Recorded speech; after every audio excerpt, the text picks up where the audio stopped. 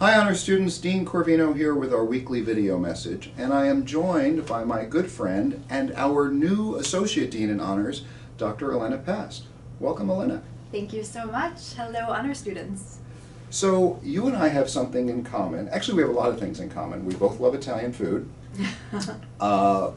We both went to honors programs when we were undergraduates, and we both at some point went to the University of Texas. In fact, I think we briefly overlapped, and I have a little show and tell piece that we don't really have snow much in Texas, so there are bats in this snow globe. It's the University of Texas Tower.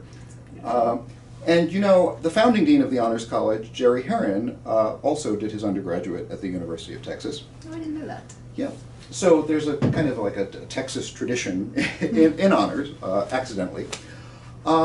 You had a really good experience of the honors program there, and I know that that was part of what made you interested in becoming Associate Dean of Honors here. Say a little bit about that. Honors completely shaped my trajectory as a person, as an intellectual.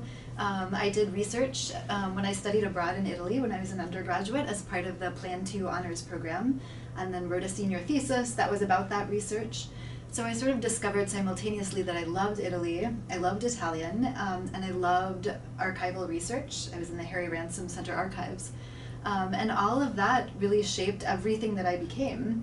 So when there was the possibility to return to honors here and to sort of participate in that meaningful trajectory for students here at Wayne, I was so excited to do so. Well, we're very glad you did.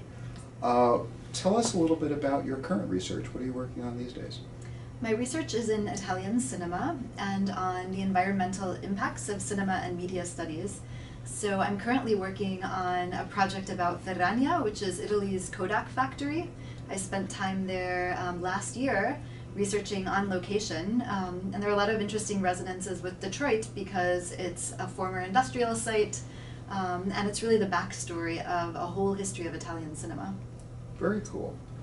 So this is a new year. We are in January, and I know a lot of us are thinking about New Year's resolutions, you know, tips and strategies for being our best selves at school and at work and at home and so on.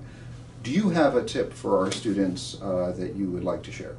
Yes, so of course it goes back to Italian, and everybody gets to learn an Italian word pretty much every time we interact. Pomodoro. It means tomato, but it is a method that I love for writing and organizing time.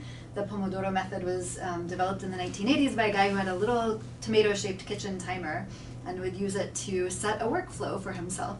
So today the Pomodoro method is basically a strategy of keeping you focused for strategic periods of time, about 25 minutes at a time. You take a 5-minute break, you return for 25 minutes, and it's a way to push distractions at bay for a reasonable amount of time, recognizing you need to return to the world every now and then. And for me, it's really effective in a busy day to take a little bit of time where I say, no, I'm completely dedicated to this one thing. Yeah, and do you turn your phone off during that time? Turn so your you don't phone off, turn your email off, and decide that there's one task and you're supposed to flow through that one.